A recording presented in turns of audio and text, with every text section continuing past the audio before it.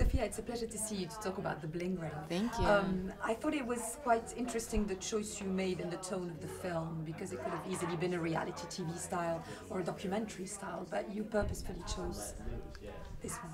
Tell us about it. Yeah, I wanted to make the film for the audience to experience what these kids, what I thought these kids were, what they were experiencing, and make it feel real and feel like the audience is really with them, and not look at it from a distance or make a joke out of it, and try to have that experience.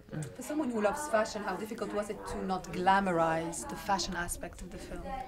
Well, I wanted it to be really show that the brands and fashion that they were into is really seductive, and make it all like candies that they want to get, so you understand what their drive was. But by the end have a different perspective, so that you have a little, they can be thoughtful about it. What is fictionalized and what is totally real from the story? What are the choices you made? Yeah, I mean, a lot of it's really from the real facts, which I thought were so interesting, because I couldn't have made up these kind of really eccentric details. And when I met the real boy from the story, he told me that they wanted to steal Paris Hilton's dog, and these kind of little details and a lot of the dialogue comes from the real interviews and their reflections about it, which I thought were so fascinating. But then you put it all together and you imagine what it might have been like. This started as an LA story, but we see here in Cannes that it resonates internationally. Were you surprised, or was that what you expected?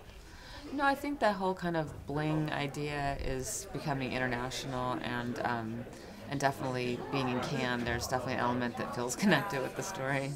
Do you feel that it's a generational thing as well? After I saw the film, I was trying to remember when I was a teenager and what I was fascinated by. Do you think the newer generations are more appealed by this material aspect of fashion?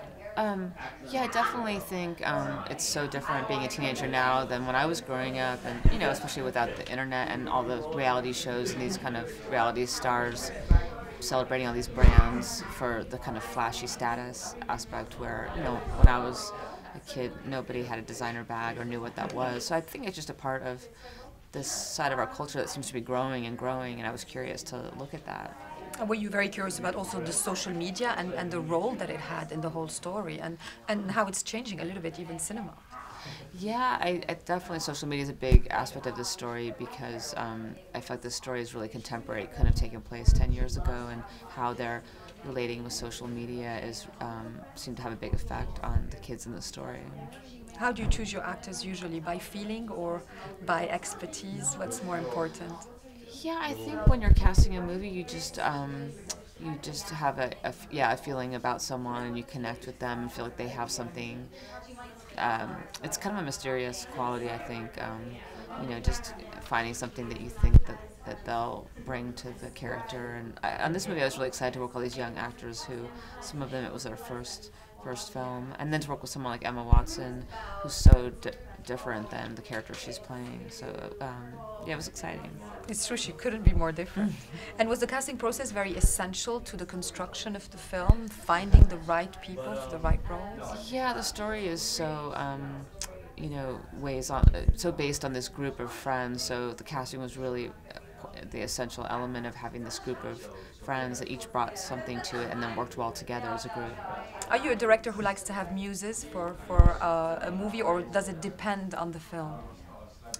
To have actresses that inspire you for each film? Oh, sometimes when I'm writing, I'll think of a particular actor, but for this movie, I was thinking about the real characters that I was based it on, so they were really the ones that inspired the story, and then it was interesting to find actors that could fit into that. How would you describe a Cannes experience of taking a movie here? It's always exciting to come to Cannes with a movie that's always, a lot of people, an international audience, and it's very exciting. And, after working on a movie for a long time, to put it out in a way with an international audience is exciting, and I think helpful for a smaller movie like this. And what did you take out from the reaction of the audience or the public that came up to you and gave you feedback on the film? What was the thing that most resonated with them? I'm just kind of all taking it in, but mostly there was enthusiasm and excitement, and I feel like people really responded to our actors, and it makes me proud to be here with them and have their first Cannes experience. Yeah, I know. That's what makes it a reality TV at the end.